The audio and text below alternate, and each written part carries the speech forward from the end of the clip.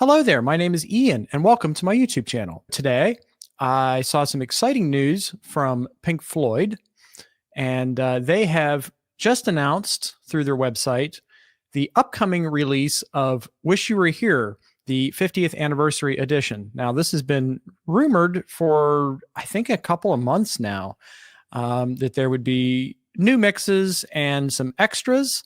However, what I didn't know until today was just how tasty some of these extras are going to be. So here's the press release, which you can find at pinkfloyd.com. It says, half a century to the day since the original 1975 release, Pink Floyd have announced the 50th anniversary edition of their era-defining album, Wish You Were Here. Out December 12th via Sony Music, Wish You Were Here 50 gives fans an exciting new perspective into one of Pink Floyd's most iconic and best-loved records. The 50th anniversary edition features multiple discs of rarities. At the core of this special collection are 6 previously unreleased alternate versions and demos, presenting Pink Floyd's 8th studio album in a brand new way that demands repeat listening. Wish You Were Here 50 will be released in multiple formats, including 3 LP, 2 CD, Blu Ray, digital, and a deluxe box set. The digital release includes the original 1975 album, featuring a new Dolby Atmos mix by James Guthrie, whose work with Pink Floyd dates back to The Wall in 1979.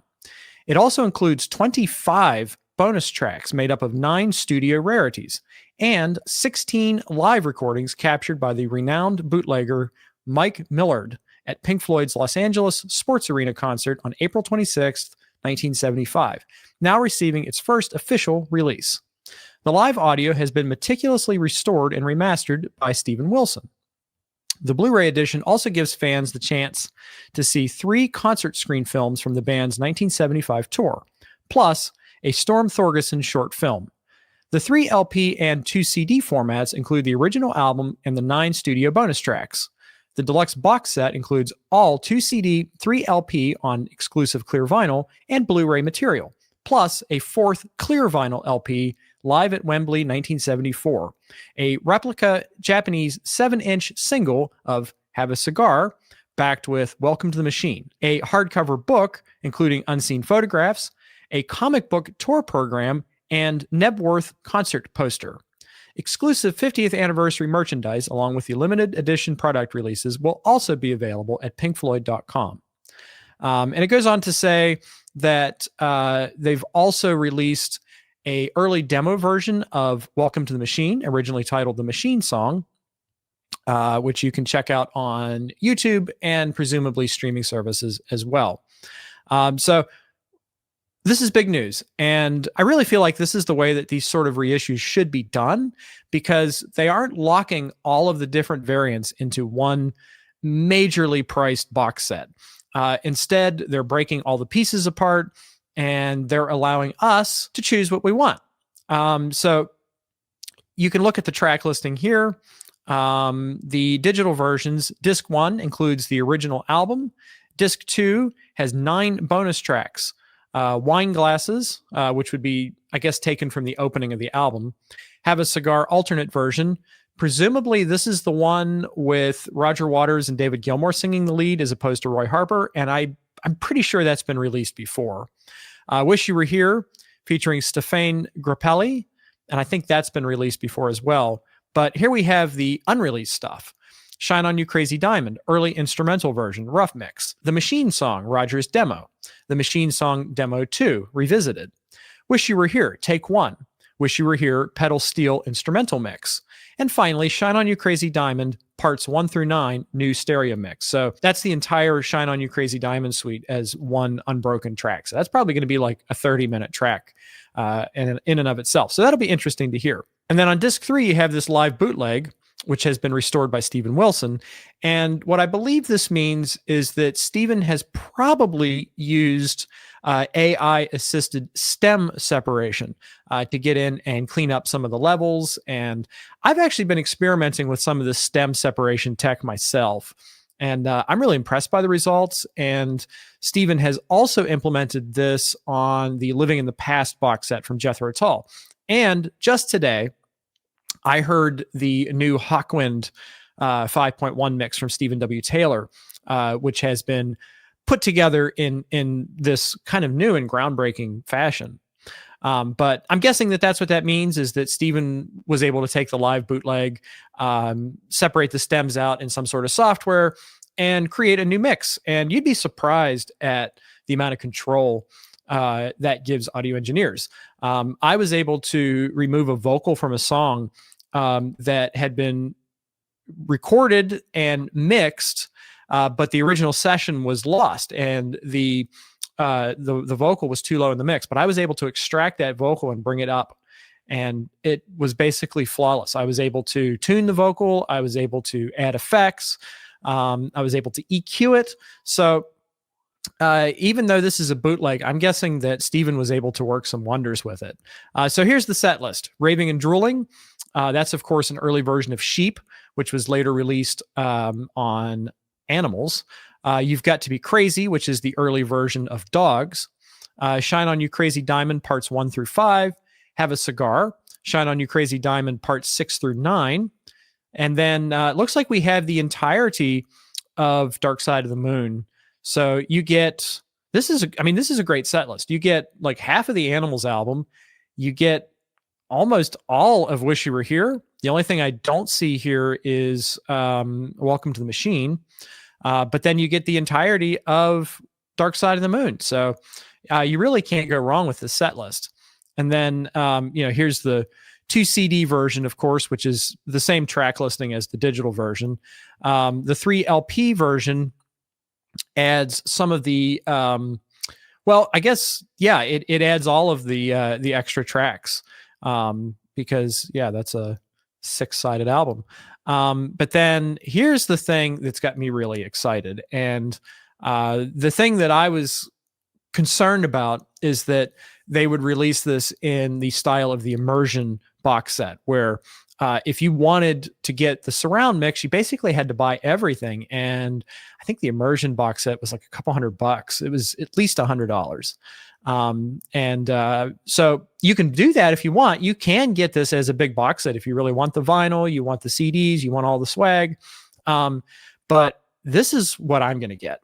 I'm going to get the Blu-ray, because check this out. So on the Blu-ray, you get Wish You Were Here, the original 5-track album, and check out these different variants. So you get the brand new 2025 James Guthrie Dolby Atmos mix, and you also get the 2011 5.1 surround mix, which, of course, I own as part of this SACD release from Analog Productions. But I'm thinking that this Blu-ray is going to make this obsolete, and I can probably put this on the sell pile, which would be nice, because it would probably go a ways towards paying for the new set. But anyhow, we also, of course, get a transfer of the 1975 stereo mix, and it's not clear if this is a flat transfer or if this is a remaster. But it is here. You do get the original stereo mix. And interestingly, we also get the 1975 quad mix, which I'm actually becoming more and more of a quad head. And my friend Jonathan Cornell and I are planning a quad discussion on this channel. So if you're interested in vintage quad mixes, you might want to subscribe to the channel if you haven't already, because that's going to be coming up within the next couple of weeks. Also on the Blu-ray, bonus audio material. You get all of the extras that are on the CD and vinyl versions. And you also get the live bootleg, the one that Steven Wilson has restored.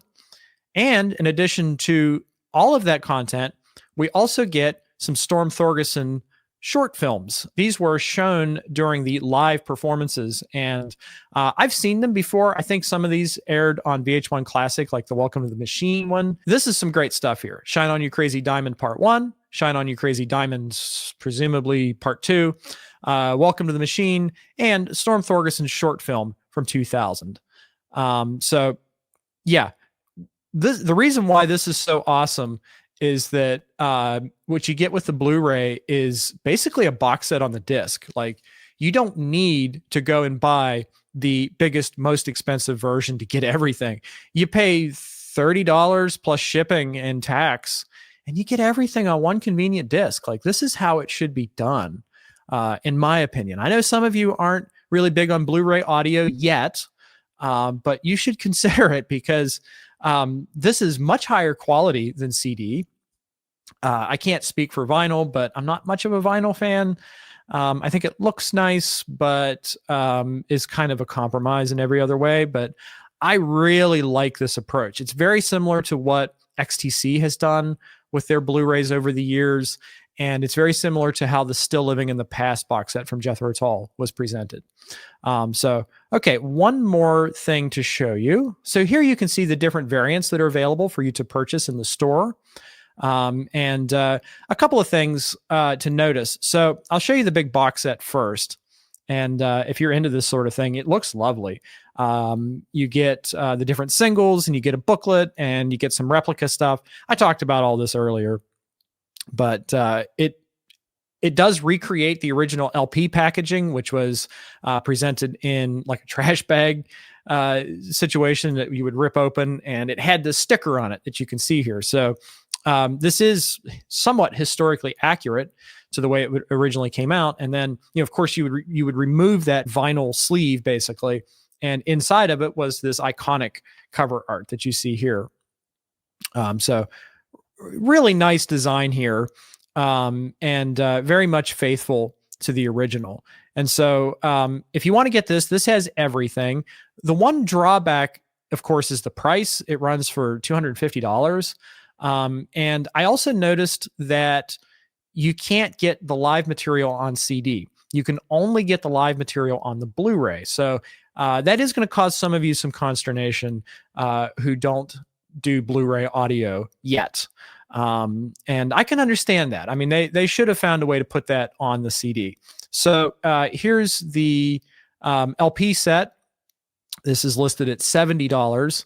And this has some booklets and some swag and some nice stuff. And it recreates the original design again, which is nice, but it looks more weathered. Kind of a nice touch.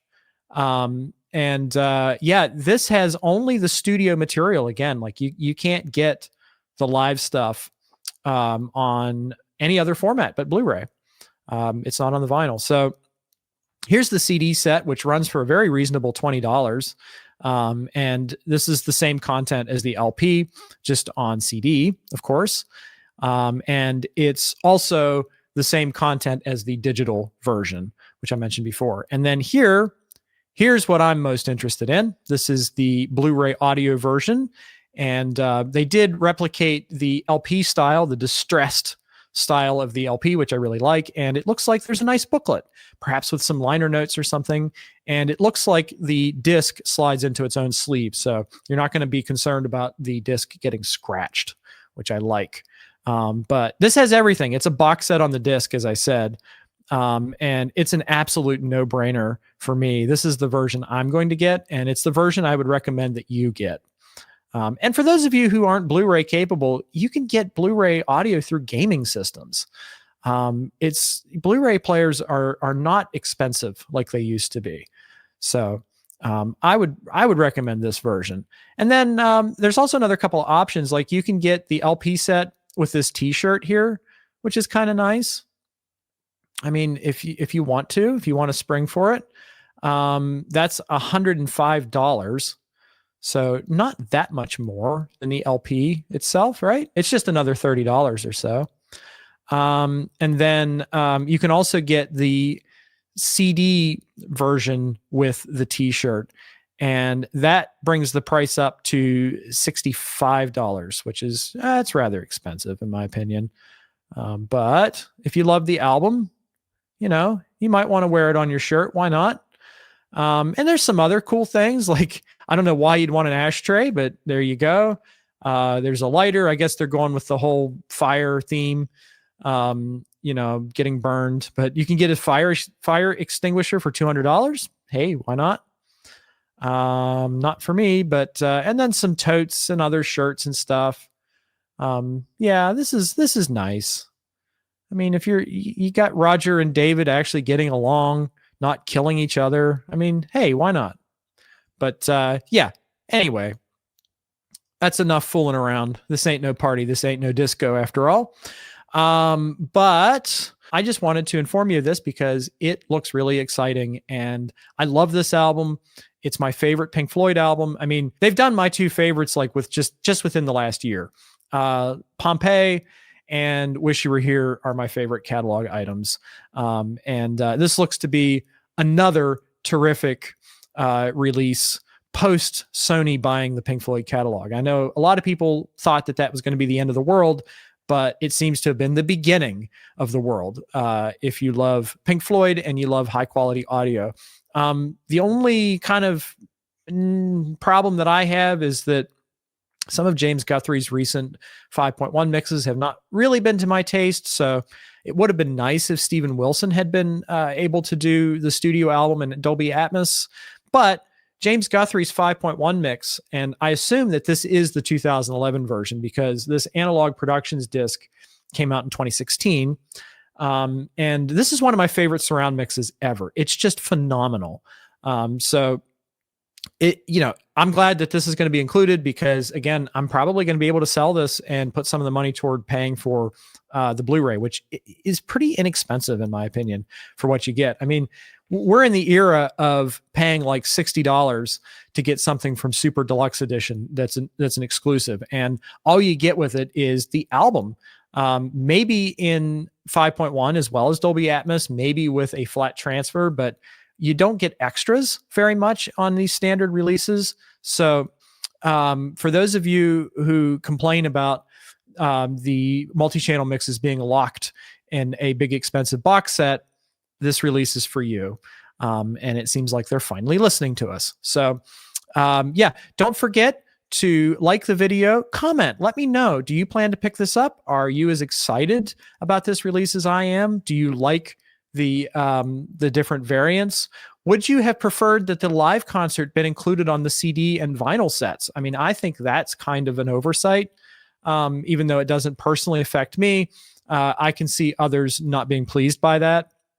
Let me know in the comments what you think. And don't forget also to subscribe to the channel because I did review Pink Floyd at Pompeii, the new 4K version of that, and an Atmos version of that. I reviewed that last year, or was it earlier this year? I don't remember, but I did review it, and I will review this. So if you are looking to hear my thoughts, the only way to keep up on that is by subscribing to the channel. Till then, I'll be seeing you real soon. Bye-bye.